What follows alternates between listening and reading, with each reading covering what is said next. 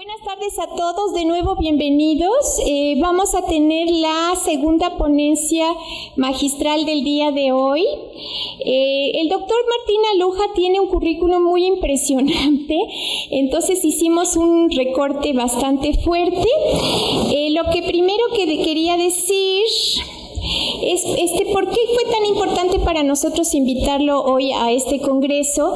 El doctor, entre los libros que tiene uno de mis favoritos, como diría Rocío Amador, que por ahí anda, es parte de mis Biblias, y se llama El papel de la ética de la investigación científica y la educación superior, que coordinó el doctor a través de un seminario muy importante de la Academia Mexicana de Ciencias con la doctora Andrea Birke. Está publicado en el Fondo de Cultura Económica y la Academia Mexicana de Ciencias. Es muy importante este trabajo porque hicieron una recopilación de los asuntos internacionales que tienen que ver con la ética de la investigación científica y, muy importante, las conductas no éticas, que también es un tema fundamental para nosotros. Bueno, ese es parte de, ¿cómo dirían la Biblia? Okay. El doctor es investigador titular C, investigador nacional en el Sistema Nacional de Investigación. Es director del Instituto de en Veracruz, ¿en qué parte de Veracruz? En Jalapa, Veracruz.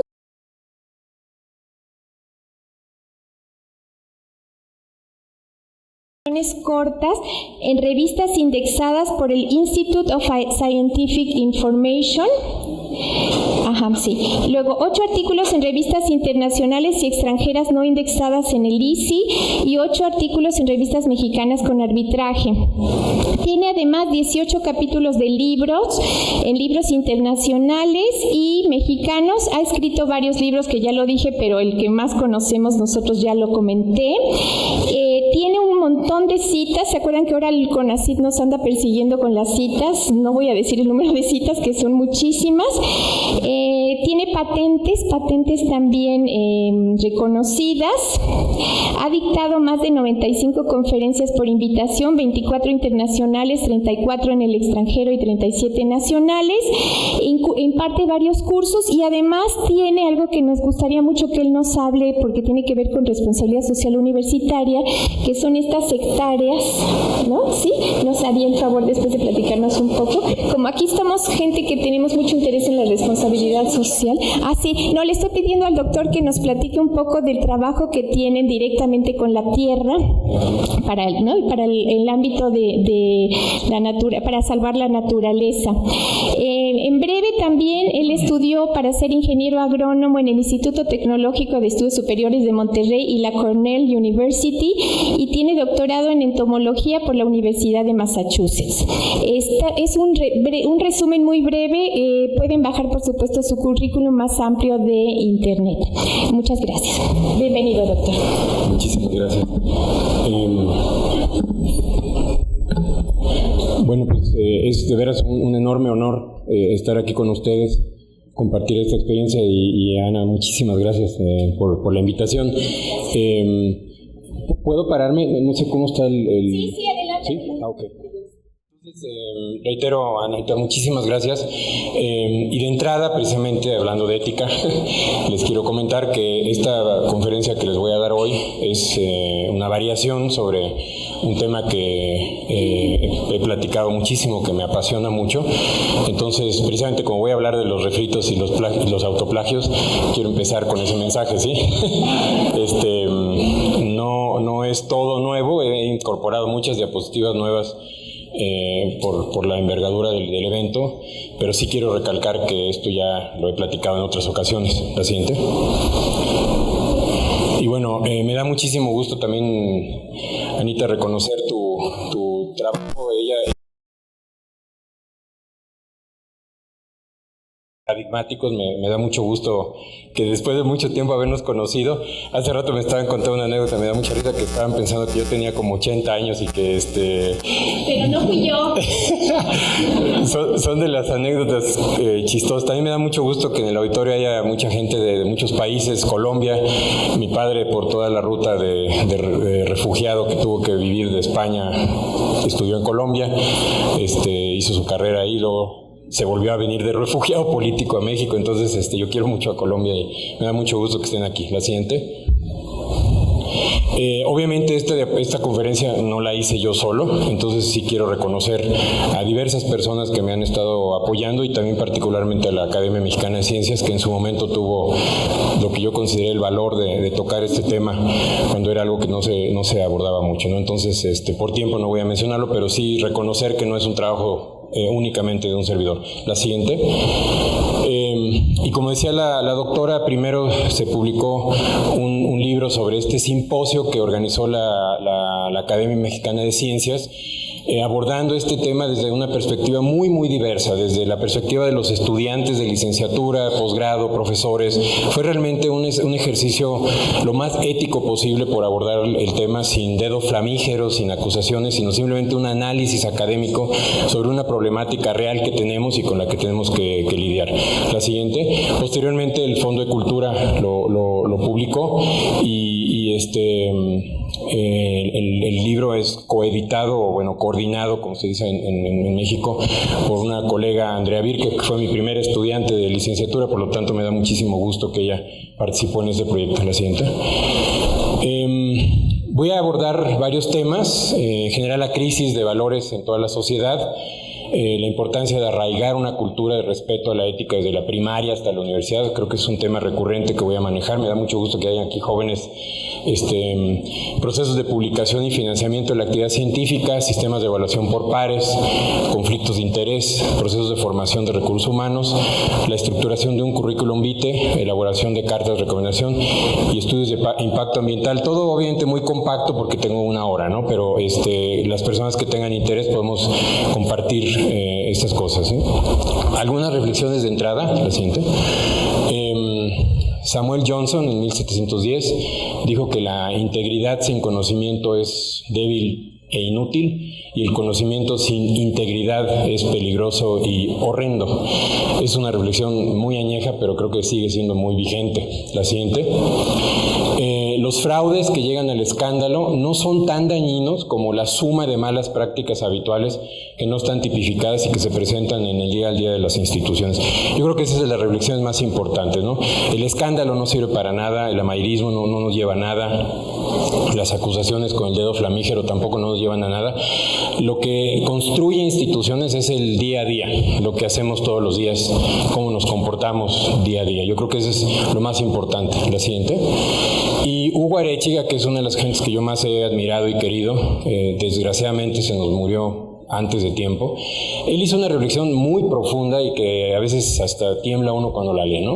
Él hablaba de que el conocimiento confiere poder, por lo tanto el poder genera corrupción, que la ciencia genera conocimiento, la ciencia genera poder, confiere poder, y si la ciencia confiere poder también puede generar corrupción.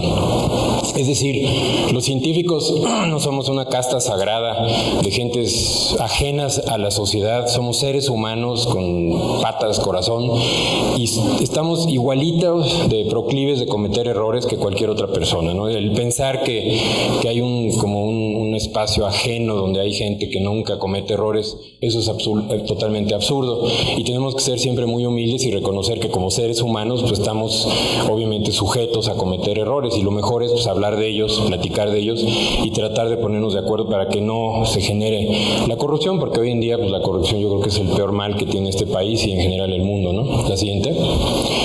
Ahora, otra reflexión muy profunda de Peter Drucker habla de que toda organización debe estar preparada para abandonar cada cosa que hace. Es decir, nos tenemos que estar renovando. Y yo sé que es muy difícil, ¿no? Los usos y costumbres, las maneras tradicionales, luego de repente nos cuesta mucho trabajo cuando nos piden reinvéntate, cambia, sal de año sabático, ventílate. Es muy difícil, ¿no? Y en el tema de de usos y costumbres, sobre todo cuando se habla de un tema tan delicado como la ética, es doblemente difícil, ¿no? Porque la gente se siente intimidada, se siente acusada, y eso es el peor error que podemos cometer. Creo que tenemos que ser siempre muy generosos, muy educados, muy cuidadosos en cómo abordar este tema para que las personas precisamente no se sientan intimidadas, sino se abran a reconocer potenciales errores, ¿no? La siguiente. Y en ese sentido, la polémica que causa a veces cuando hablo es que pues una de las cosas que tenemos que reinventar es la manera de educarnos, ¿sí? Desde la primaria. Me da de veras mucho gusto, joven, que estés aquí. Uno de los proyectos que más me apasionan como director del instituto es un proyecto de creación de vocaciones científicas y tecnológicas con niños. Ya contamos con un laboratorio para los niños en el INECOL y estoy trabajando con chavos de 8 años en adelante, y es una cosa maravillosa porque uno, al trabajar con esos niños, descubre que la vida tiene sentido, que la vida tiene muchas mejores opciones que todo lo que vivimos cotidianamente, ¿no? Entonces, de veras me emociona que estés aquí. Y bueno, hay un reto enorme para la Secretaría de Educación Pública y para la NUYES, que de alguna manera no le quieren atorar al toro, ¿no? Y quieren darle la vuelta y la vuelta. La idea es que empecemos desde los chavitos a inculcarles este tipo de principios y que no soltemos hasta que los jóvenes terminen sus carreras, y que incluso a nivel de los profesores y de los investigadores estemos constantemente abordando el tema, porque esto no es algo que se va de un día para el otro. La siguiente. ¿Y por qué? Pues porque hoy en día está constantemente ya en la prensa un montón de problemas, y uno de ellos que me preocupa muchísimo es este uso indebido de la web, ¿no? De todos los medios electrónicos, ¿no? Mi esposa acaba de tener una experiencia brutal con una chica que le pidió su protocolo de tesis y se lo regresó porque era literalmente un plagio copiado del web, y le dijo, te lo regreso. Eso, por favor, estamos empezando con el pie izquierdo, ¿no? Entonces hoy se ha vuelto una muy mala costumbre porque no hay poder humano, aunque después voy a ver que sí, desgraciadamente ya hay herramientas tecnológicas para estar pillando ese tipo de cosas. Se ha hecho una costumbre estar simplemente copiando y pegando sin ton ni son, y eso yo creo que es algo que sí tenemos que abordar en las escuelas desde la primaria y obviamente las universidades, ¿no? Es algo que tenemos que erradicar desde su raíz. La siguiente, y voy a hablar de eso. Entonces, obviamente antes de correr hay que aprender a caminar, es muy importante eso, ¿sí? La siguiente. Y en ese sentido, Shamu y Resnick, dos gentes muy admirables, hablan que hay principios fundamentales que cualquier científico debe exhibir. Honestidad, vaya, eso es un valor universal, si no tiene nada que ver con ética. Objetividad, integridad, ser cuidadoso en el manejo de los datos, por ejemplo. La apertura, el compartir ideas, datos, recursos, herramientas de trabajo. Mantener confidencialidad, o sea, el no ser chismosos. La libertad de expresión y búsqueda, la eficiencia, ser competente en su campo, sentido de responsabilidad social. ¿Ustedes creen que esto tiene que ver literalmente con la ética? Pues no, son valores fundamentales que todo científico debe tener, y eso lo debemos acarrear pues desde nuestras familias en adelante, ¿no? Y un servidor da este ejemplo que es fantástico también de Hugo Arechiga, de Charles Darwin, que le ofreció a Alfred Wallace ser coautor de una monografía hoy clásica después de leer un trabajo del segundo con ideas similares sobre la evolución de las especies. Un ejemplo admirable, ¿no? Una persona que se dio cuenta que no estaba inventando el hilo negro, que las ideas que él estaba generando, cocinando, eran muy parecidas a la de otra persona, y en vez de ser envidioso lo invitó. Le dijo, vamos a hacerlo juntos. Yo creo que ese es un extraordinario ejemplo de este aspecto de ser generoso en la ciencia. Yo agregaría que aparte de esos valores, tenemos que ser profundamente honestos intelectualmente, decentes y congruentes. Debe haber humildad, educación cívica, el tema del saludo, el tema de agradecer, de ser amable, de ser cortés, disciplina, tenacidad, lealtad, escrupulosidad, honorabilidad, generosidad, inteligencia emocional, nobleza, tolerancia, valentía, saber trabajar en equipo. Todas esas cosas son como las herramientas fundamentales para después empezar a hablar de ética, porque ética ya es un concepto bastante profundo. Si no contamos con todo este tipo de herramientas fundamentales, va a ser muy difícil transformarnos en personas éticas. Por eso digo, hay que primero aprender a caminar antes de correr. La siguiente. Entonces, yo no quiero pretender reinventar el hilo negro. La siguiente. Hay muchas personas antes que un servidor que han hablado de este tema y hay que honrarlas. No hay que olvidar que hay muchas personas que han reflexionado sobre este tema desde hace muchísimo tiempo y siempre es importante reconocer el mérito ajeno y no pretender que estas cosas son así como que el boom del momento, ¿no? Entonces aquí hago una lista de personas que han trabajado sobre el tema, no son todas, pero sí es importante. También instituciones como el Hospital General de México, el propio Sistema Nacional de Investigadores. La siguiente. Hay una enorme cantidad de literatura que también quiero mencionar, muchos libros publicados sobre el tema, la siguiente, y en particular recientemente, por ejemplo, el libro de Hirsch y López Rodrigo, Ética Profesional de la Docencia y la Investigación, es un muy buen libro, yo les recomiendo que lo lean, pero también más recientemente Denman y Castro, Ética en Investigación Social, Experiencias y Reflexiones. En fin, el tema es un tema vigente, hay muchos autores y yo les pediría que seamos cultos en el sentido de tratar de realmente empaparnos de la literatura para que podamos ir creciendo sobre este proceso, porque es un proceso de crecimiento duro. Yo me paro aquí con toda la honestidad de que he cometido errores éticos. Desgraciadamente el profesor de doctorado que tuve nunca me hablaba de estos temas. Para mí literalmente tuve que aprender a la brava que había cosas que estaba cometiendo como errores y yo sin ningún empacho los reconozco. O sea, es difícil crecer, pero para poder crecer uno tiene que reconocer que cometió errores y vaya que sí los he cometido. Entonces pues quisiera compartir esta experiencia para que muchos de ustedes no los cometan. La siguiente. Muchos artículos, hay uno que voy a hacer mención hoy que para mí es algo que realmente yo les pediría que todos lo lean. Este artículo de Paulina Rivero Weber que se llama Apología de la Inmoralidad, para mí es uno de los artículos más profundos que he leído en toda mi vida. Es un artículo maravilloso. Pero muchos otros, la siguiente, por ejemplo este de Martinson, hay páginas web de la National Academy of Sciences, muchísimas páginas web, la cantidad de información que hoy existe es realmente muy abundante. Esta página web está vigente, habla de cómo ser un científico, ¿no? El tema de la responsabilidad. La siguiente. Muchas fundaciones, ¿no? En todos los países del mundo están abordando estos temas de manera cada vez más sistemática, ¿sí? La siguiente. Y bueno, les voy a demostrar que es un tema que realmente tiene enorme actualidad. La siguiente, por favor. Y les agradezco muchísimo a mi colega, me da pena que estés aquí, pero lo valoro mucho, ¿no? Les voy a dar muchos casos de prensa, desgraciadamente todas esas cosas llegan a la prensa.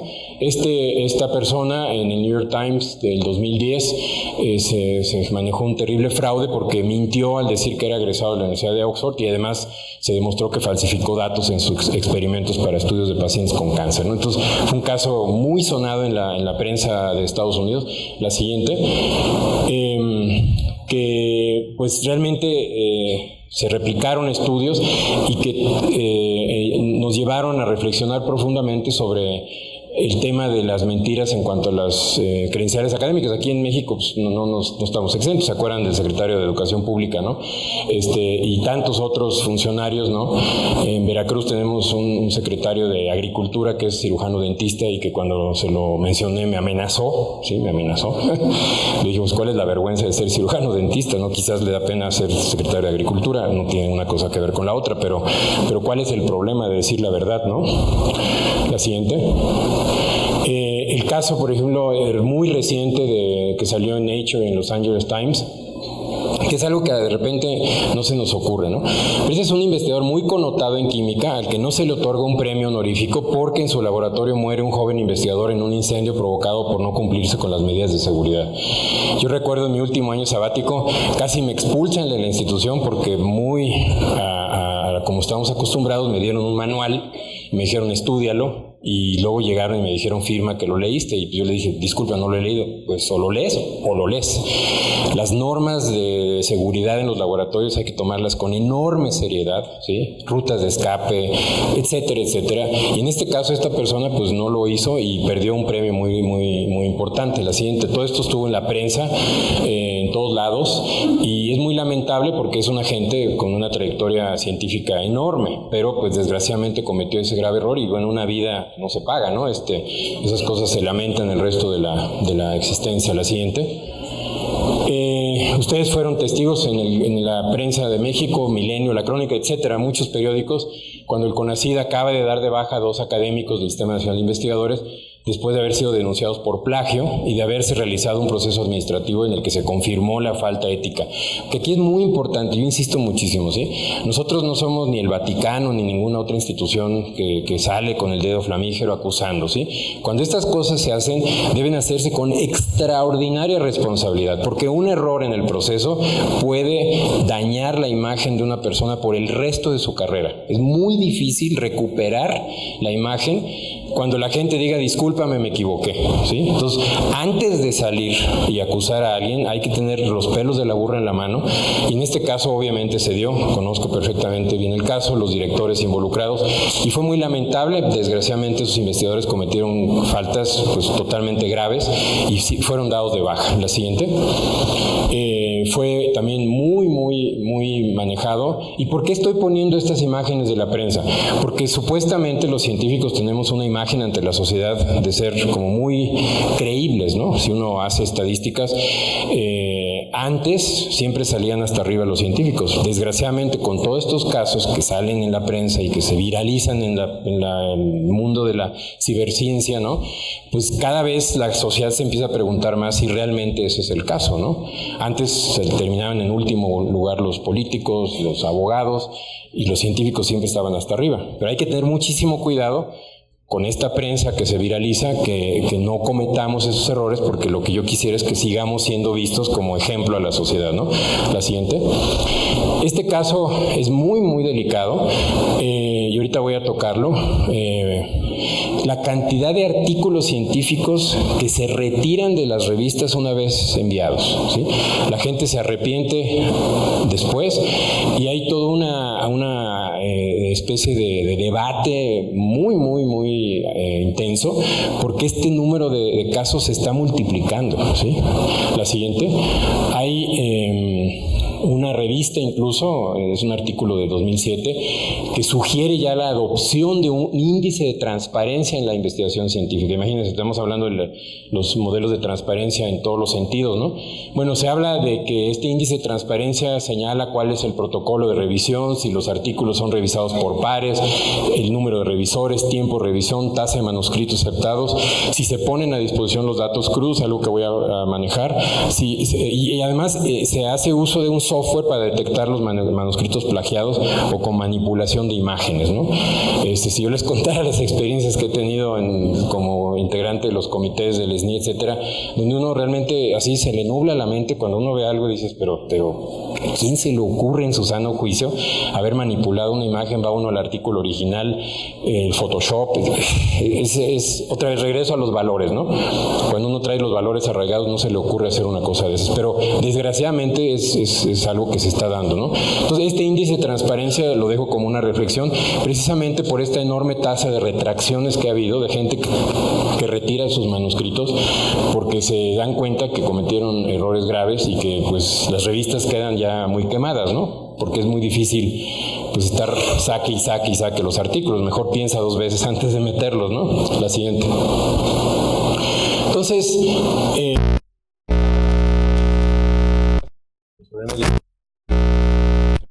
más ciencia se hace, pues es una verdad de perogrullo, ¿verdad? Pero la diferencia es que en estos países también se ventila este tipo de problemas con mucho mayor apertura, ¿sí? Eso es otra realidad, ¿sí? En México empezamos a nacer en ese sentido. La siguiente. Entonces, es una sección del New York Times, ¿no? Donde se habla de la ciencia pues bajo escrutinio, ¿no? Un incremento continuado de artículos donde la gente se retracta ha alarmado a las revistas y a los investigadores, ¿no? Eso es un tema que se llama del dominio público, ¿sí? La siguiente. Bueno, ahora, ¿cuáles son los costos del fraude, por ejemplo? Que se descalifica y los señalamientos tras un escándalo no solo son dirigidos al perpetuador, sino también a la institución, país de origen y al gremio, ¿sí? Entonces de repente resulta que con una una oveja negra, ya la institución queda tocada. Eso es muy, muy delicado y por eso los investigadores, los científicos, los profesores tienen que pensar mucho en el impacto sobre sus instituciones y no tanto sobre ellos mismos, ¿sí? El daño económico y patrimonial, o sea, imagínense la cantidad de dinero que se está invirtiendo en esos estudios. Yo siempre me pregunto, y ahorita les voy a dar un caso, cuando alguien comete un tipo de estos, no se pone a pensar que nosotros como científicos usamos la literatura sobre la cual basamos todas nuestras interpretaciones, las introducciones de nuestros trabajos, las tesis y los protocolos de los estudiantes. Se dieron un caso durísimo en el campo de un servidor de una persona, se le demostró que 80 artículos habían estado cuchareados, pero sobre esos artículos se estuvieron generando teorías y cientos de tesis se basaron en todos esos datos completamente falsos. Imagínense el impacto y el daño que eso puede provocar, ¿sí?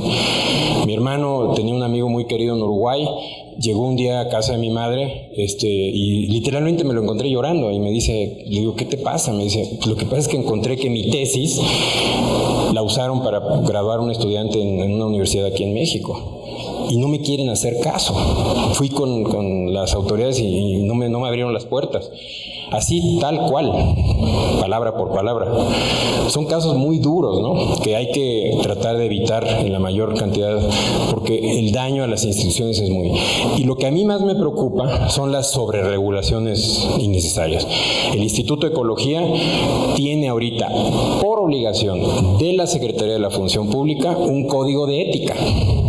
¿Cómo la ven? ¿No hubiera sido mejor que lo hiciéramos nosotros? Ojo, o sea, y yo no tuve opción, la comunidad se me echó encima, le dije, ahí está el diario oficial de la Federación, es una ley, y si yo no acato me fincan una responsabilidad administrativa.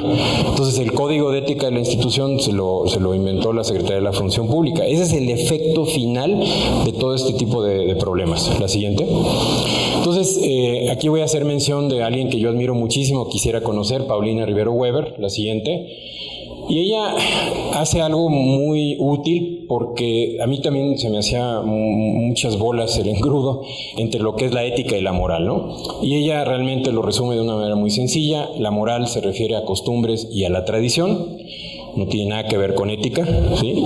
Los esquemas morales varían entre sociedades y se modifican con el tiempo. Estamos todos de acuerdo, ¿no? Antes las minifaldas eran de moda, de repente ya no son de moda, X tipo de arte es de moda, después ya no es de moda, etcétera, ¿sí? No tiene nada que ver con ética. La siguiente.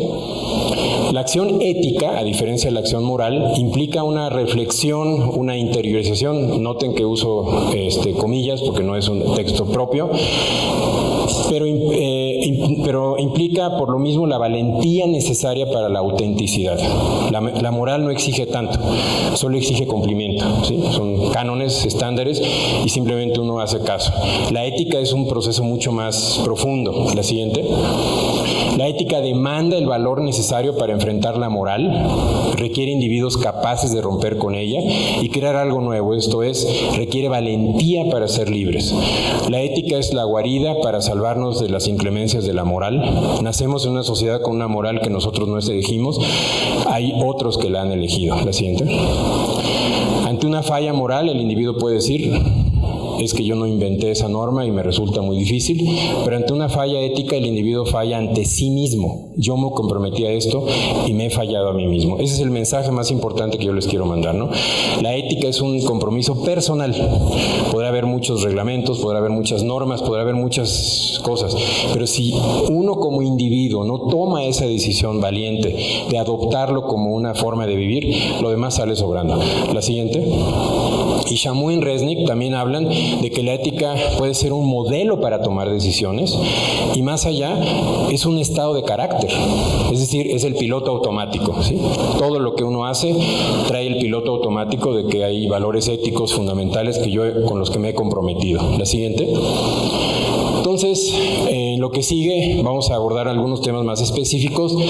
Hay una diferencia enorme entre la mala conducta científica o conducta éticamente inaceptable, es decir, lo que ya está de alguna manera normado y que cometer una falla de esas implica automáticamente una sanción, o lo que se conoce como conducta éticamente cuestionable. La siguiente. Entonces, algo que es inaceptable es fabricar datos. Todo el mundo lo entiende como algo inaceptable. La siguiente.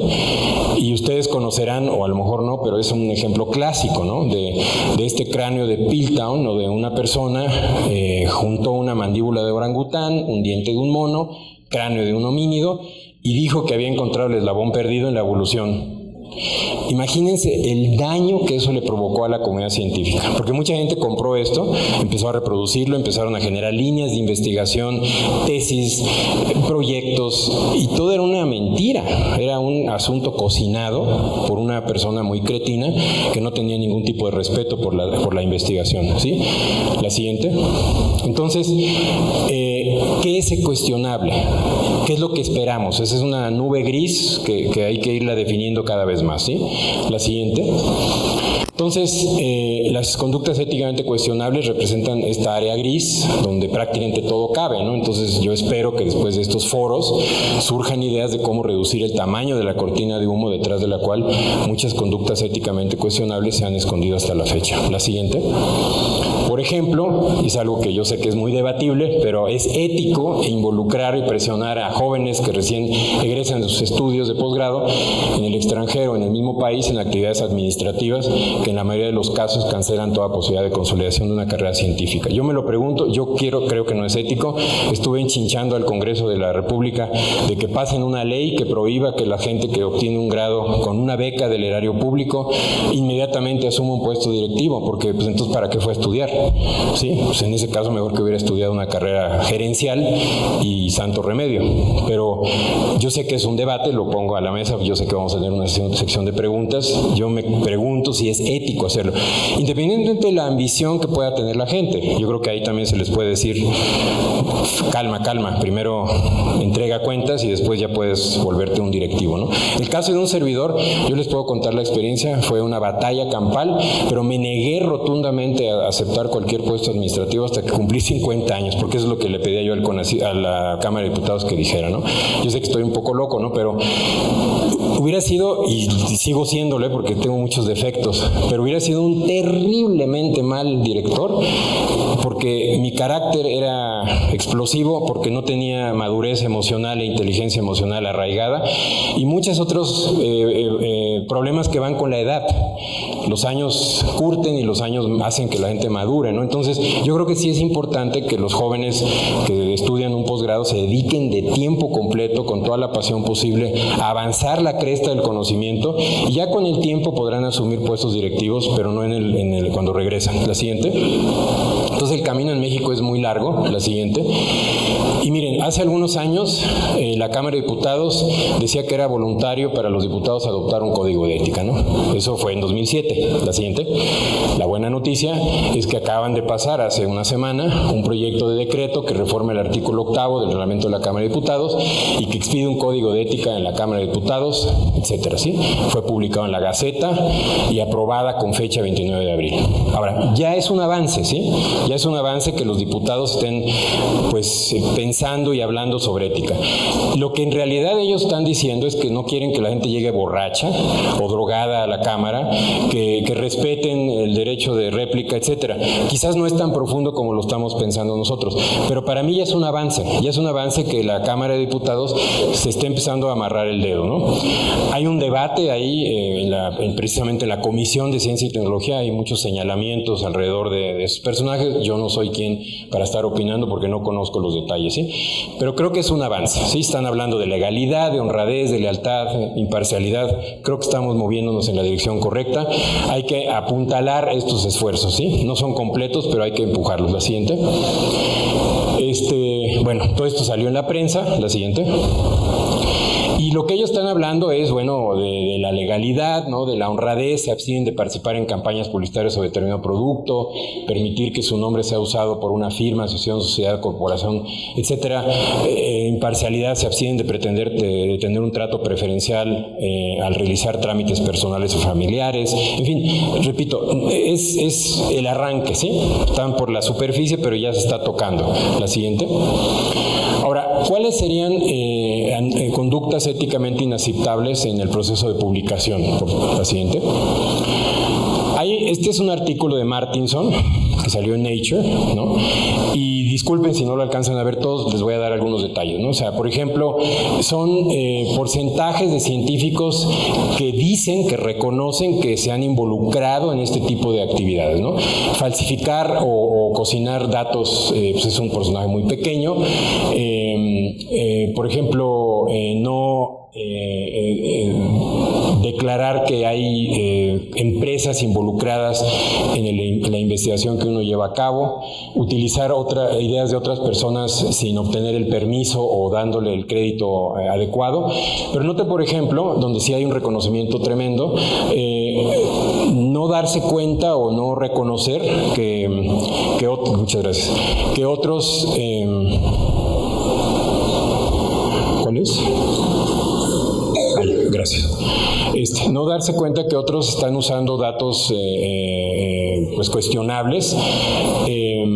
Se reconoce que 12 personas lo aceptan. Cambiar el diseño, la metodología del estudio en respuesta a presión de una agencia de financiamiento.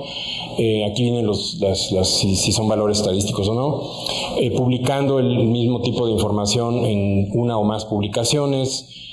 No asignando adecuadamente el crédito de autorías.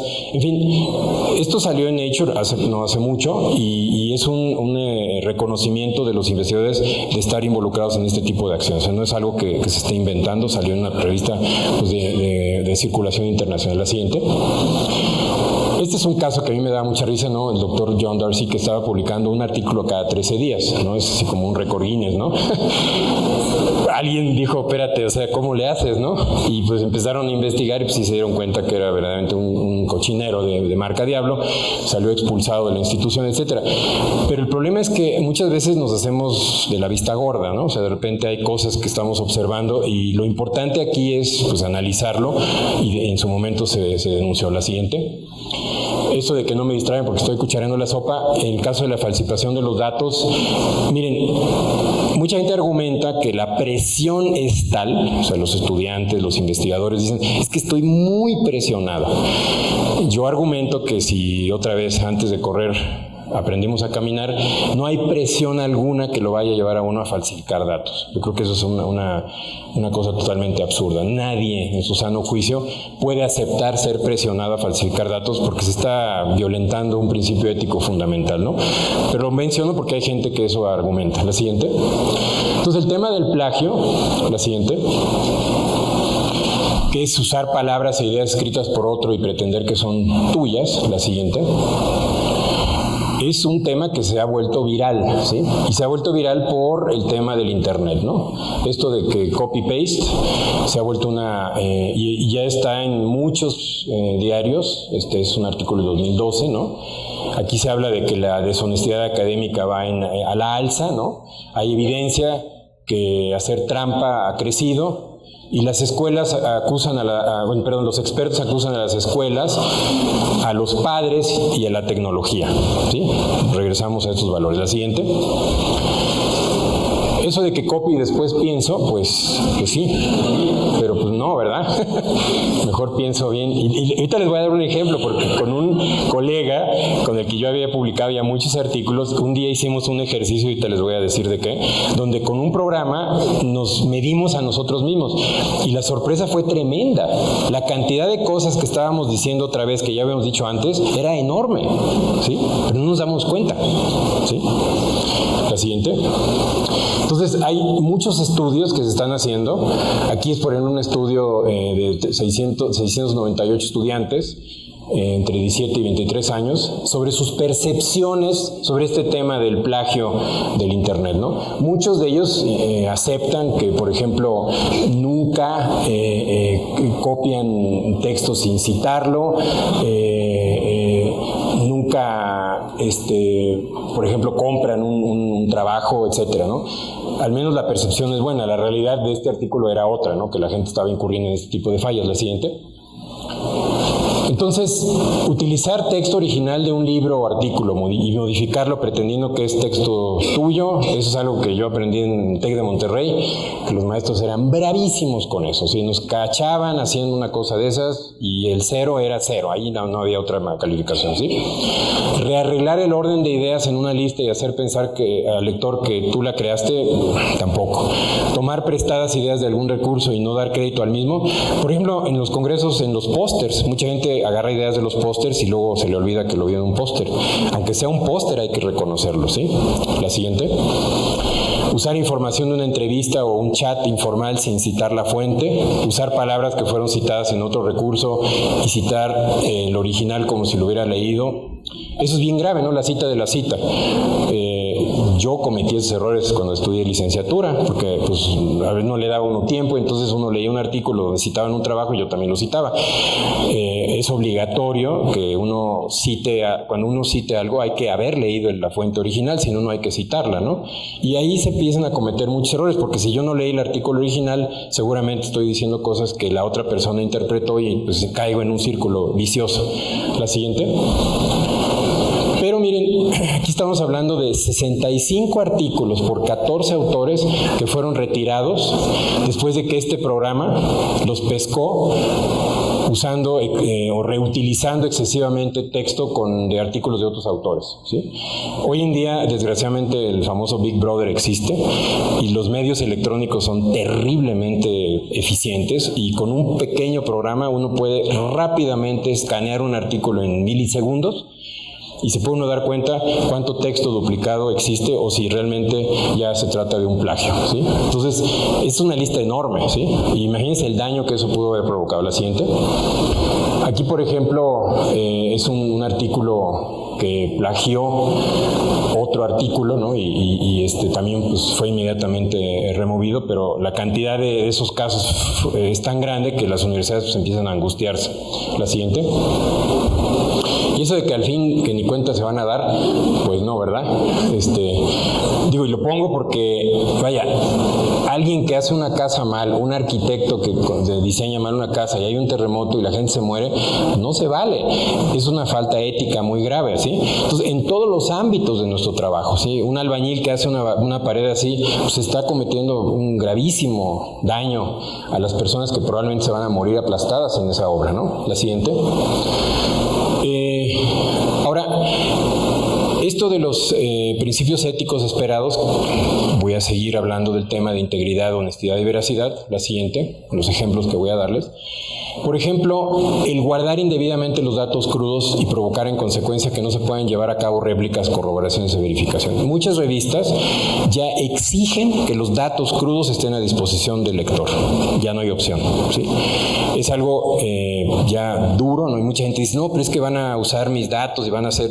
Pues ahí hay una ética involucrada, ¿no? Pero hay revistas que ya no le permiten a uno publicar si yo no pongo en un link los datos crudos tal cual, ¿sí? Yo creo que es algo muy, muy sano, porque muchas gentes pueden desarrollar cosas muy interesantes o además darse cuenta de los errores que uno comete, ¿no? Me acaba de pasar en un artículo donde el árbitro, gracias a ver los datos crudos, me dijo, oye, el análisis pudo haber sido mejor así.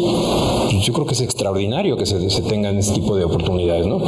La siguiente. Esto de los pósters y congresos también es muy importante, ¿no?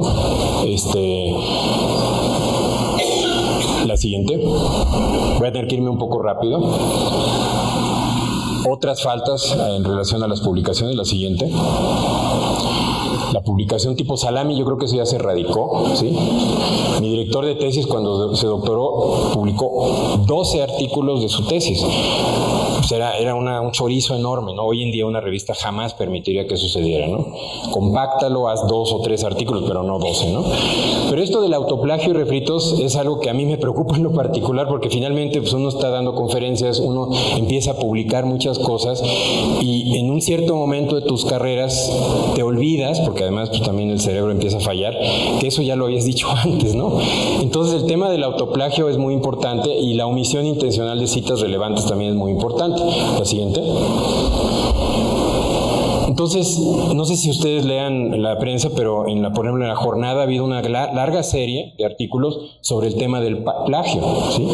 Y del autoplagio, ¿sí? Entonces, no crean que es una cosa que estoy hablando a la ligera o que estoy comentando a la ligera, es un tema de mucha relevancia, ¿sí? La siguiente. Cada uno son diferentes artículos, ¿no? Elogio y defensa de plagiarios. Luego aquí hablan de universidades sin métodos para sancionar el plagio académico, porque a veces nos agarran desprevenidos, ¿no? Y no sabemos cómo reaccionar cuando encontramos una falta de estas, ¿no? Y otra vez, muchas veces se cometen errores graves por no valorar los derechos constitucionales de los trabajadores involucrados, porque a veces hay un honesto error, a veces no es una cosa que se haga con toda la mala fe, a veces la gente se equivoca. Yo creo que también tenemos que aceptar que cometemos errores y hay que permitir que la gente pueda defenderse antes de que sea acusada, ¿no? Pero simplemente se los menciono porque es un tema de mucha actualidad. La siguiente. Aquí, por ejemplo, 3 despachos sobre el autoplagio. Es un artículo muy interesante, donde habla precisamente de gentes ya con mucha carrera, donde pues se detecta tristemente que pues muchas de esas cosas no eran necesariamente de estas personas, sino eran de otras, de alumnos, de discípulos. Y es muy delicado porque a veces se tocan pues, trayectorias muy relevantes. Por eso hay que ser muy generosos también en este sentido, ¿sí? Las circunstancias de vida de las personas no eran iguales hace 30 años que eran ahorita, ¿sí? Yo no estoy defendiendo lo indefendible, pero sí estoy defendiendo el hecho de que seamos muy cuidadosos antes de estar acusando y de echando a perder una carrera de una persona que dedicó toda su vida a esto. La siguiente. Pero por ejemplo aquí hay un artículo que se llama Tale of Two Citations, ¿no? Donde se evaluaron 7 millones de abstracts. 7 millones de abstracts y vean la cantidad de similitud que empezaron a detectar, ¿sí? Es un problema real, ¿sí? Entonces sí hay que analizarlo con mucha profundidad y es importante, me da mucho gusto que haya muchos estudiantes porque pues tanto los profesores ya connotados como ustedes jóvenes, todos tenemos que estar muy conscientes de esta problemática, ¿sí? La siguiente. El abuso del proceso de arbitraje, hay algo que a mí me enfurece, es esta actitud que a veces tienen algunas gentes que por flojera intelectual mandan los artículos con la esperanza que los editores los pasen a los árbitros para que el árbitro le haga la chamba, ¿no? Yo siempre le he dicho a los alumnos y a mis colegas, uno debe mandar el artículo que represente el máximo esfuerzo de una persona, ¿sí? Nunca hay que abusar del tiempo de otra persona. Desgraciadamente, muchos editores están muy abrumados, de repente pasan cosas muy verdes y sí, otras gentes le hacen la chamba a uno. Eso es una falta ética para mí muy grave y hay gente que lo hace de manera sistemática, ¿sí? Lo mismo sucede en los comités tutoriales, ¿no?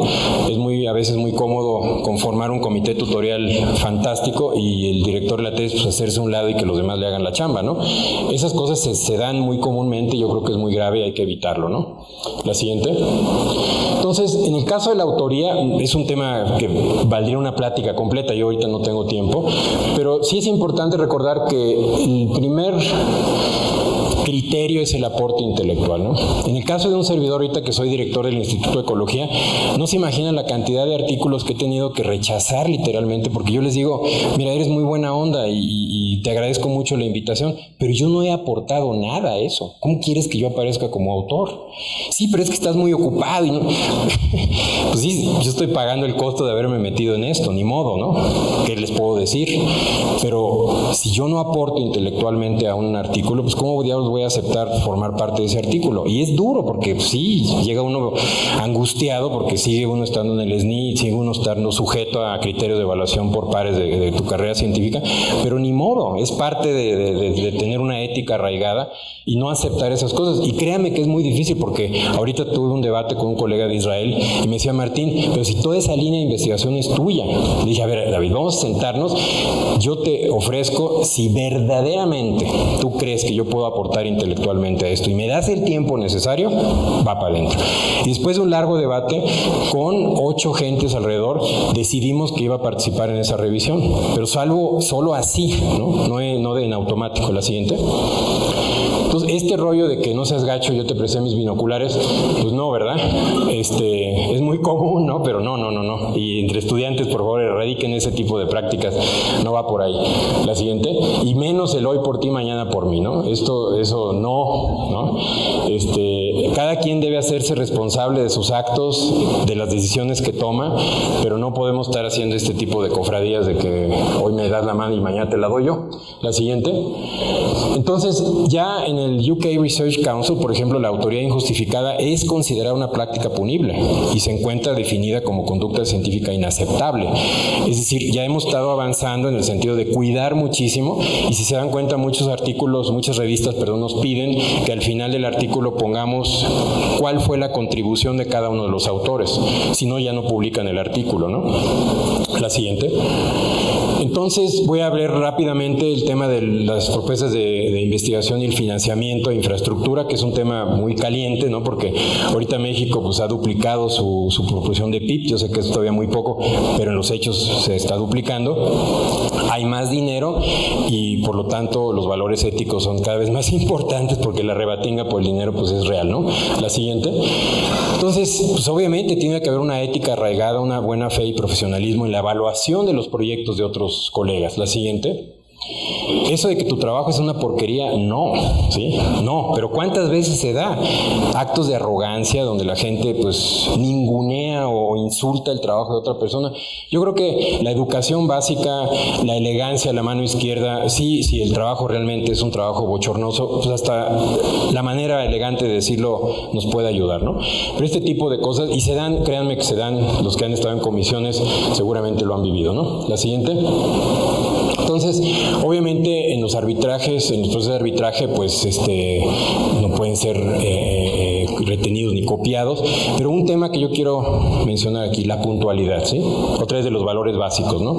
La puntualidad no tiene nada que ver finalmente con la ética en sí, pero el hecho de que un árbitro se tarde mucho afecta a otros. Yo acabo de vivir un caso muy duro de una cátedra CONACYT, que a quien yo admiro muchísimo, es nivel 2 del SNI, es un chavo muy, muy brillante. Le tardaron 8 meses su artículo, se lo rechazaron con puros argumentos falaces, y luego nos dimos cuenta que había un grupo compitiendo que fue el culpable de ese. No se vale. Realmente es un escándalo lo que pasó, muy, muy grave. No se vale. Si ustedes tienen algún conflicto de interés, háganse a un lado. Cuando uno acepta arbitrar un artículo hay que hacerlo rápido. Me acuerdo un editor un día me dijo, mira Martín, la norma ética es que si tú publicas un artículo tienes que revisar 3, porque alguien lo hizo por ti. Y no me salgas con el rollo de que estás muy ocupado, porque todos estamos ocupados.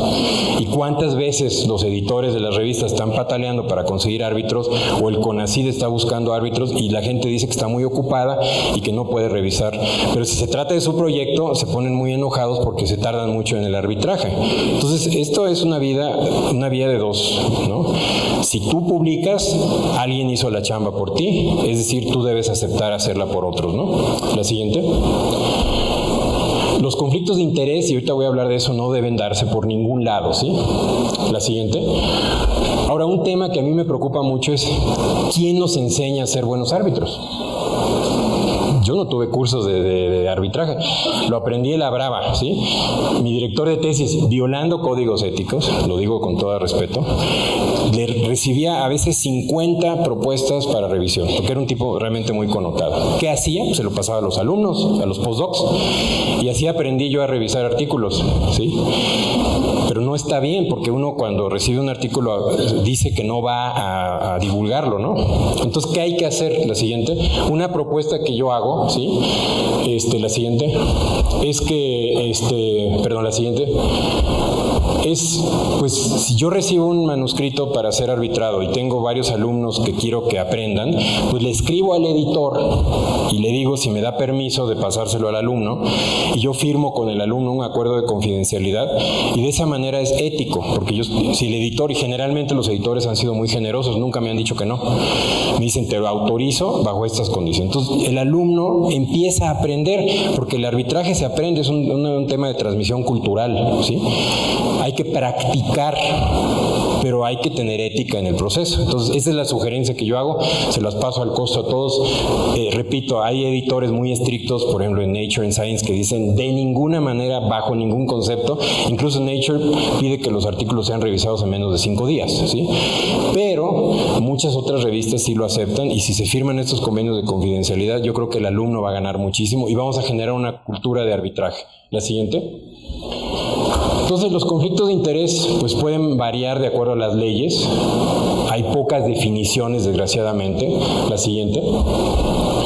Pero hay uno que, por ejemplo, a mí me llama mucho la atención, que yo no conocía, que es este conflicto de esfuerzo.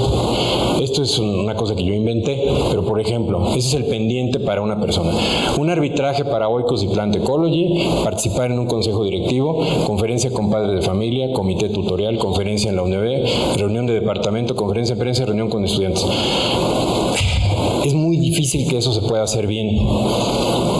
Es demasiado trabajo, ¿sí? Entonces, ¿quién pierde?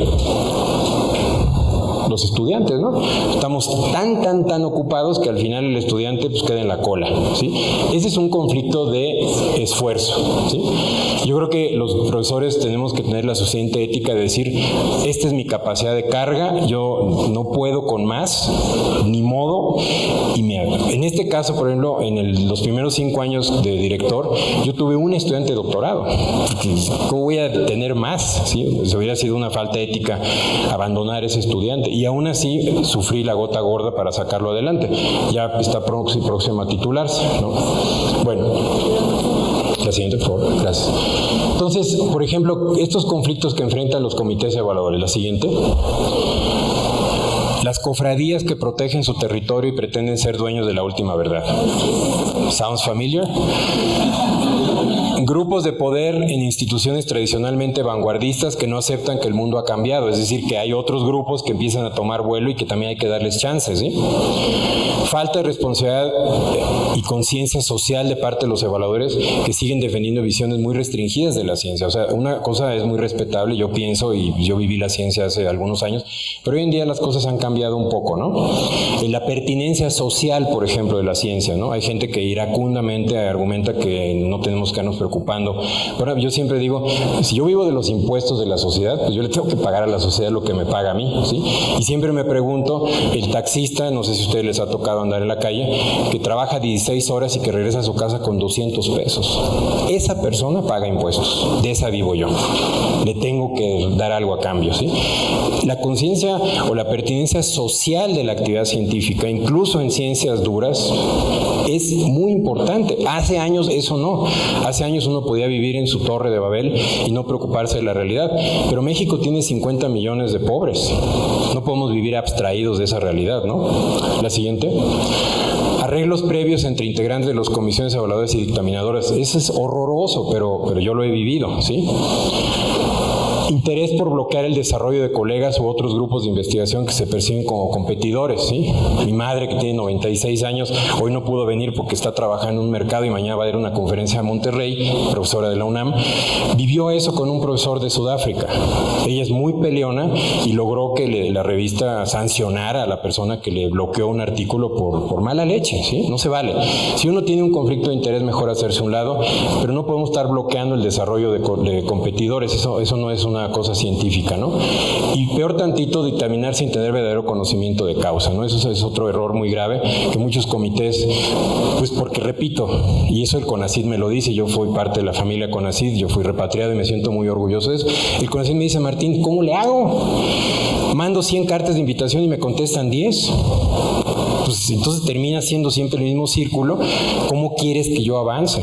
Tenemos que generar una cultura donde todos aceptemos ser evaluados evaluadores, todos tenemos esa obligación. De otra manera esto pues, va a seguir siendo un problema, porque pues, el CONACYT no puede hacer milagros, ¿no? La siguiente. Estos temas, por ejemplo, de lo siento, no puedo revisar este caso, ¿sí? Yo creo que es un acto de honorabilidad, ¿no? O sea, a mí me pusieron una regañiza cuando entré al comité entré a la comisión evaluadora del SNI, y yo tontamente, porque pues, todavía era muy chavo, les dije que yo no iba a revisar casos de mi institución. Y entonces en mi institución me acusaron de que no era leal a la institución. Entonces, recibí muchos correos feos diciendo, oye, pero pues, yo no voy a defender al instituto, perdóname, no soy vocero de nadie. Y en el SNI me dijeron que no tienes confianza en tu criterio. Le dije, sí, pero mi criterio es que para qué evalúo un caso de una gente que viene de mi propia institución. Ese es mi criterio, ¿no? No crean que es en automático, ¿sí? Todavía se ve mal que uno diga, oye, no, eso no lo voy a hacer. Hay que crear una cultura en ese sentido. La siguiente. Por ejemplo, los directivos, la siguiente. El figurar por ser directivo en todos los trabajos que se publiquen en una institución o envíen a congresos sin haber participado efectivamente en su elaboración. Eso creo que poco a poco se ha ido erradicando, no sé, Anita, cuando un servidor empezó su carrera eso era muy común, hoy en día ya no es tan común, pero pues no creo que sea muy ético hacerlo, ¿no? Y eso hay que eliminarlo, ¿no? La siguiente. Esto a mí me aflige muchísimo, ¿sí? Creación de instituciones de educación superior, entre comillas, persiguiendo intereses personales políticos. Las famosas universidades patito, no sé, los colegas de Colombia y otros países, cómo se les diga, ¿no? Pero por ejemplo en Jalapa, que es una ciudad, digamos, de 1 millón de habitantes, hay más de 41, entre comillas, universidades, muchas de las cuales ofrecen maestrías y doctorados. Y es verdaderamente una vergüenza, ¿sí? Porque un servidor se ha ido con la finta y he contratado gentes con maestría que no saben escribir, ¿sí? De veras. Entonces, ¿quién en su sano juicio puede tolerar eso? Esas son cosas que están registradas en el anuario de la Educación Superior de la NUYES, ¿sí? Hay instituciones muy honorables de las que yo me siento muy orgulloso, como la Universidad Veracruzana, ¿sí? Que yo admiro mucho y quiero mucho. Están dentro de este número, ¿no? Pero no es posible que haya 41 universidades en una ciudad tan pequeña, ¿no? Que éticamente estén formando bien a las personas. Eso no es posible. ¿Quién tiene la responsabilidad? Pues las autoridades superiores, que deberían empezar a actuar de manera mucho más asertiva para evitar la multiplicación. Ahora, el argumento es que hay mucha gente que está eliminada de otras opciones, la UNAM, la UB, etcétera, y entonces no tienen dónde estudiar. Yo creo que hay que buscar opciones adecuadas, porque finalmente tampoco la academia es una institución de beneficencia social, ¿no? Nosotros no somos el DIF. En la academia hay otros criterios y no todo mundo tiene por qué estudiar. Hay muchas otras carreras muy dignas y yo creo que el mejor cauce de eventos es generar una cultura de profesiones dignas, ¿no? En Suiza, la persona que revisa y repara las lavadoras gana más que un investigador universitario, ¿sí? Eso es algo muy honorable, ¿sí? La siguiente. Entonces, conflictos de interés, repito, estoy yéndome un poco rápido porque es poco el tiempo y además son muy complejos los temas, pero estoy dando ejemplos paradigmáticos. La siguiente. Este autor, o estos dos autores, decían que el usar a los estudiantes como el sustento de la investigación académica o como el fundamento de programas de investigación a largo plazo mina el propósito de la investigación académica, ¿sí? ¿Cuántas veces lo hemos vivido? A un servidor le tocó que los estudiantes pues le entramos a todos los proyectos del jefe y al final pues nuestra tesis termina en segundo rango, ¿no? Entonces, yo sé que hay veces que la gente pues se desespera porque no tiene técnicos, no tiene apoyos, pero el utilizar a los estudiantes para mantener un flujo de investigación personal no es, según estos autores, lo más ético del caso. La siguiente. Este tema que a mí me aflige muchísimo porque lo acabo de vivir. En Harvard, por ejemplo, se prohíbe relaciones sexuales o románticas entre profesores y alumnos. Y yo sé que es un debate muy complicado, ¿no? Porque todos tenemos nuestro corazoncito, ¿sí? Y de veras, yo lo digo, ¿sí? O sea, no podemos nosotros negarle la oportunidad a alguien de enamorarse, porque eso es algo que brota del corazón, ¿no? Pero si tenemos criterios éticos muy arraigados, pues nos hacemos a un lado, ¿no? porque no hay que mezclar peras con manzanas. Y se los digo con toda la pena, porque ahorita en el instituto tuve que dar de baja a una persona a quien le encontramos cientos de imágenes, no eróticas, sino pornográficas, en un servidor institucional, ¿sí? Con una estudiante del posgrado, becada por el CONACYT, argumentando que era su esposa. Le dije, maestro, en el momento en que es estudiante becada por el CONACYT, ya no es tu esposa, es una estudiante becada por el CONACYT. Yo me pregunto y le decía a la doctora Hirsch, ¿qué va a decir el papá que viene de un pueblo de Michoacán cuando se entere de esto? Entonces, por eso soy muy cuidadoso en cómo manejo el tema, ¿sí?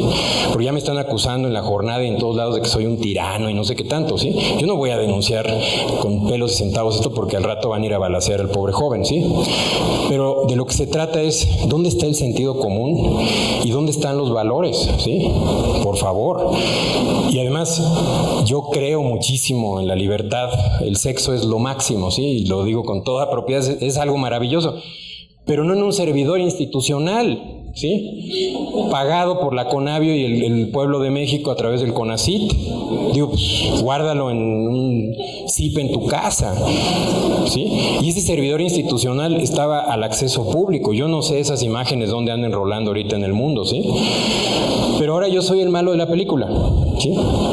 Y lo que a mí me agravia mucho, y se lo dije a Anita, es que muchas mujeres que yo pensé que iban a estar indignadas, me están atacando de que yo le hackeé la cuenta a esta persona y no sé qué tantas locuras. Cuando esto sucedió con un técnico, estaba tratando de resguardar una información en este servidor que ya se había dado de baja, y nosotros como empleados públicos tenemos obligaciones, un bien público no se puede tirar a la basura. Y ahí se detectó eso. Son cosas que estaban almacenando desde el 1900 y pico, ¿sí? Entonces, vaya. Pero sí se los quiero mencionar porque uno de los grandes problemas que existen en este tema es este, ¿no? Y cómo lo resolvemos, no sé, pero yo creo que sí tenemos que ir generando cultura de que hay ciertas normas que se tienen que respetar, y al menos en la Universidad de Harvard, y esto es bastante reciente, ya de plano se prohíbe, ¿sí? Ahí no hay vuelta de hoja y no se puede. Relaciones entre profesores y estudiantes son tabú. Y quien tenga una relación así, pues mejor se puede hacer a un lado, porque de otra manera, tarde o temprano, ¿quién sale perdiendo? El estudiante. Eso es invariable, ¿sí? Bueno, yo sé que es un tema polémico, disculpen que lo mencione, pero sí cala, ¿no? Porque uno trata de trabajar éticamente y que las instituciones tengan estándares de honorabilidad. Entre otras cosas, me acusaron de que estaba yo adoptando costumbres gringas, que ya eran muy exagerados en eso, ¿no? Vaya, yo creo que es muy deseable que México empiece a adoptar estándares internacionales, ¿no? Bueno, entonces, esto de tener más becarios que se puedan guiar y formar también es un tema muy complicado. El robo de estudiantes, no lo podemos platicar ahorita en detalle, ¿sí? Pero encarar más investigaciones en las que se pueda atender personalmente y depender excesivamente del trabajo de estudiantes y personal técnico es otro tema que es relevante. La siguiente. O este tema que es muy polémico, publicar como primer autor los datos de un alumno, si el alumno lo desea hacer. No hay tiempo para atacar esto, pero yo creo que en el caso de un estudiante de doctorado, que estamos generando un estudiante que va a ser un investigador independiente, si no publica los resultados de su tesis como primer autor y autor corresponsal, algo está fallando, ¿sí?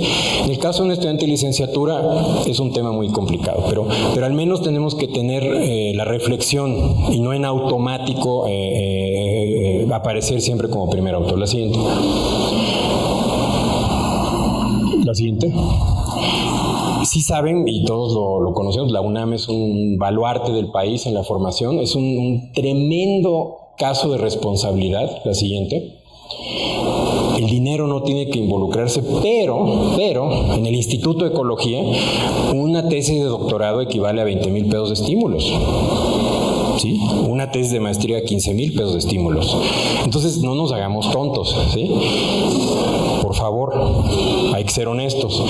Yo estoy de acuerdo en que haya estas políticas de estímulos, pero quien dirija 10 estudiantes de doctorado, pues se está metiendo a la bolsa una buena cantidad de dinero, ¿no? Entonces, yo creo que sí es muy, muy importante nunca caer en la tentación de que estas cosas se hacen por dinero, sino se hacen por principios, ¿no?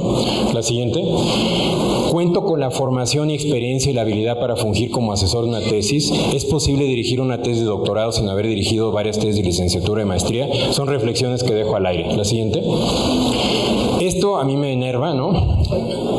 Papá, ya me titulé. ¿Cómo se llamó tu tesis? Tesis. Me titulé con mi reporte de mi viaje a Cancún. Les va a dar risa, pero eso se está dando, ¿sí? Las universidades están siendo muy laxas con las modalidades de titulación y pues al final terminamos con problemas de ética muy graves. La siguiente.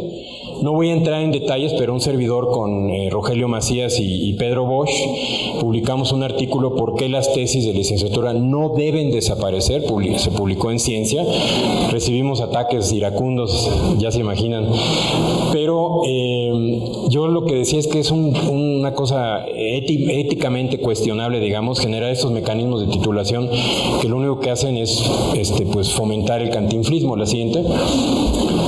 Porque la tesis representa una herramienta muy útil para formular ideas claras y escribir con coherencia, justificar planteamientos, analizar e interpretar resultados, manejar un hilo conductor de principio a fin, es decir, es el perfecto antídoto contra el cantinflismo que tanto daño le hace al país. La siguiente. La discusión sobre posibles alternativas a tesis no se debe desviar de un concepto fundamental, que es el nivel del egresado. La siguiente. Por lo tanto, plantear que una revisión bibliográfica, un reporte técnico, memoria, un informe de servicio social, es equivalente a escribir una tesis, es éticamente cuestionable. Yo sé que me van a criticar muchísimo, pero es la verdad, ¿sí? ¿Qué queremos? ¿Formar a un potencial académico o queremos titular la gente rápido para que las estadísticas de titulación salgan bien? Esa es una reflexión muy profunda. Yo creo más bien que tenemos que echarle ganas para que el estudiante salga bien formado. La siguiente. Y en un medio como el nuestro, permeado de mediocridad y de pereza intelectual, inventar modalidades para que esta mediocridad se arraigue, pues es muy grave, ¿no? ¿Cómo le vamos a hacer para darle la vuelta? La siguiente. Bueno, entonces ya estoy terminando, ya voy en la recta final. El currículum vitae lo menciono en el tema de hoy porque uno como evaluador sigue siendo, pues a veces se queda uno absorto de la cantidad de cosas que la gente pone en su currículum y yo quisiera generar una cultura de que esto ya se erradique para siempre, ¿no? La siguiente. Entonces, por ejemplo, bueno, el currículum es una carta de presentación, ¿no? O sea, si contiene inexactitudes, información falsa o se percibe un intento por engañar, pues la reputación de la persona puede sufrir un daño irreparable, ¿no? La siguiente. Entonces, pero llama la atención, no sé, Anita, tú estás en muchos comités, la prevalencia de estas anomalías en la presentación de la información curricular, ¿no?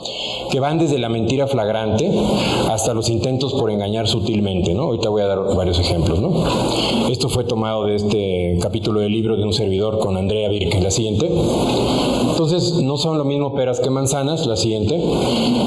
Y, por ejemplo, en el caso de las publicaciones, yo sugiero que la gente distinga claramente en la lista de publicaciones las diferentes tipos de publicaciones, porque un evaluador puede perder media hora o más, una hora, separando todo eso y no concentrarse en el meollo del asunto, que es la calidad del artículo, ¿no? La siguiente. Entonces, por ejemplo, presentar un artículo en prensa como aceptado, cuando este no es el caso, es muy grave, ¿sí? Todos sabemos cuando un artículo está aceptado sin cambios y recibimos una carta categórica, inequívoca, de que ese artículo se manda a la imprenta, ¿sí? Hacer algo diferente a eso es una conducta éticamente, yo diría reprobable, pero se puede manejar como cuestionable, ¿sí? La siguiente. Esto de presentar un artículo bajo diferentes títulos o en dos revistas diferentes dirán, ¿de veras? Pues de veras, ¿sí? Me ha tocado en carne propia y uno se queda así como zombie, ¿no? La siguiente. Yo sugiero, por ejemplo, que se distingan en la lista de artículos aquellas que fueron publicadas en revistas, por ejemplo, internacionales con factor de impacto y otra lista diferente que sean revistas extranjeras. La siguiente. Y aquí hago un ejemplo en el caso de lo que yo trabajo. El Journal of Economic Entomology o Ecological Entomology son revistas de corte internacional donde se publican artículos de interés general, audiencia internacional. Mientras el Journal de la New York Entomological Society o una revista suiza, pues son locales. ¿Por qué poner peras con manzanas? ¿Por qué no mejor distinguirlo por incisos? Es mucho más fácil para el evaluador hacerlo, ¿no? La siguiente. Pero lo que es muy grave es que a mí me ha tocado donde hay gente que pone una ficha técnica como un artículo. Ustedes quizás no sepan lo que es una ficha técnica. La siguiente es esto. Es un avistamiento, en este caso en Venezuela, de una víbora, ¿sí? Y esta es válido, o sea, porque es muy valioso saber que esta víbora no solamente está en X lugar, sino que está en otro lugar. Pero a mí me tocó un currículum de una persona que tenía 15 artículos en el periodo y cuando rascamos pues eran 15 fichas técnicas. Eso pues no se vale. ¿Qué necesidad tenemos de estar engañando? Y si ustedes se ponen en los zapatos de unos evaluadores que están ocupadísimos y que tienen cientos de expedientes enfrente, pues no se van a tomar el tiempo de estar revisando todo esto. Están confiando en la ética de las personas, en la honorabilidad de las personas, pero desgraciadamente esos casos se dan, ¿no? Entonces quería ponerlo como un ejemplo paradigmático. La siguiente. Entonces, pues yo sí siento que esto ya ronda en lo fraudulento y es una costumbre que debería ser erradicada. La siguiente. En el caso de los libros es lo mismo, ¿sí? La siguiente.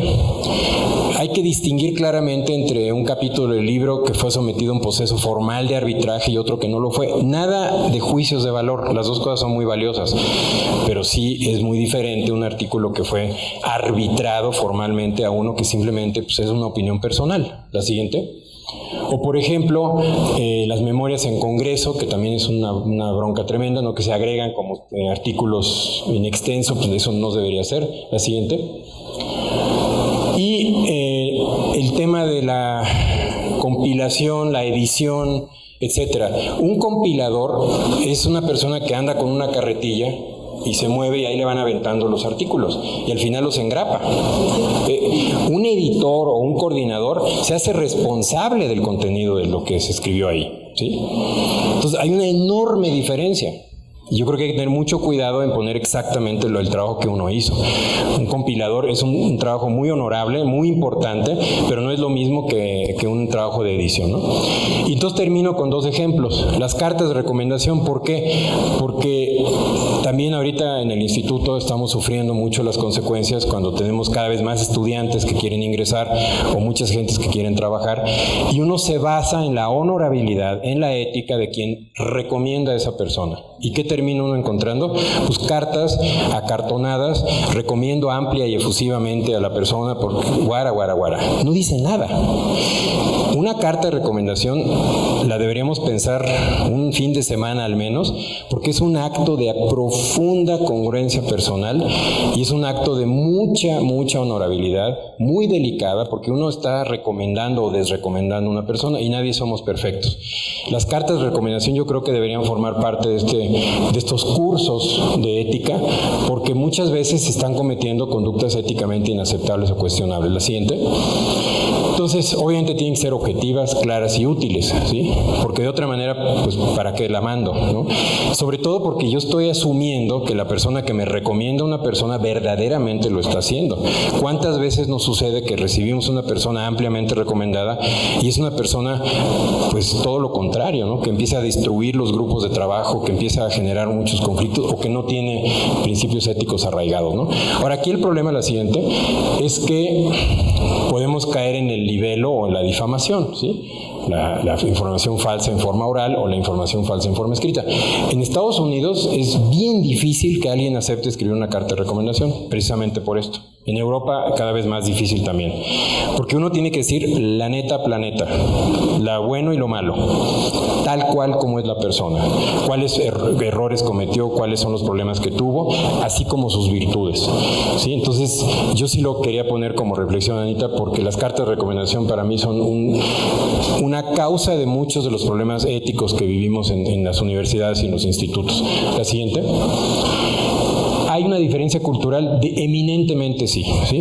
Aquí en este país es tabú hablar públicamente mal de alguien o decir las cosas como son. Siempre se le da la vuelta y se busca ser muy político y no sé qué tanto. Yo creo que en la academia esas cosas, si uno es educado, no tienen cabida, ¿no? Uno puede decir las cosas educadamente, pero hay que decirlas como son. En Alemania, pues sí, las cosas son muy directas, uno dice lo que piensa y nadie se ofende, porque están acostumbrados desde la escuela que los maestros les dicen las cosas directamente, ¿no? La siguiente. Y termino con los estudios de impacto ambiental. Disculpen, yo sé que es un medio un poco más social, pero los estudios de impacto ambiental son aquellos estudios que por ley se tienen que elaborar para que alguien pueda construir un edificio, pueda construir una fábrica, etcétera, ¿sí? ¿Y qué es lo que ha pasado? A pesar de que es una ley y es una obligación. La siguiente. Esto. Al cliente lo que pida, ¿sí? Entonces, a pesar de que es una ley, la gente, empresas, recurren a agentes sin ningún tipo de ética que les elaboran el estudio de impacto ambiental a la medida, y aquí tenemos los problemas de la Ciudad de México, que nos estamos asfixiando y ahogando en contaminación, pues porque yo creo que al menos el 80% de las obras no estaban justificadas. Estoy exagerando mucho, pero efectivamente hay una enorme corrupción desde muchos años en los estudios que justificaban la construcción de una obra, ¿no? Que si no se caen en un terremoto, después se caen por otras razones, pero que por otro lado están causando un estrago en la ciudad, ¿sí? Porque no hay una ética arraigada en la elaboración de esos estudios. Y se los quería poner como el ejemplo final porque las consecuencias de la falta de ética no solamente vienen en la academia. Los egresados de nosotros no solamente van a estudiar o trabajar en universidades, van a ser profesionistas que si nosotros los arraigamos en esta ética van a ser profesionistas pues, muy dignos de un país. La siguiente. Entonces, para concluir, la siguiente. Yo creo que es importante promover la existencia de talleres y cursos de asignatura sobre el papel de la ética en la investigación científica y educación superior en nuestras instituciones. Mi ilusión es de que todas las universidades del país, todas, tengan cursos obligatorios. En el Instituto de Ecología, los estudiantes de posgrado que entran ya no se zafan del taller de ética porque no quiero oír esto, que no lo sabía, ¿sí? La siguiente. La comunidad científica debe generar sus propios mecanismos de autorregulación, de lo contrario otros lo van a hacer en su lugar. Ugarechi, a lo que les dije, la función pública tiene además su deber, ¿sí? Yo prefiero que lo hagamos nosotros a que lo haga una instancia como la función pública. La siguiente, porque yo lo que quisiera es que sigamos siendo vistos por la sociedad como gentes honorables, confiables, con credibilidad, ¿no? Yo creo que esa imagen no la podemos perder. La siguiente, esta es la mosca con la que trabajo. Gracias.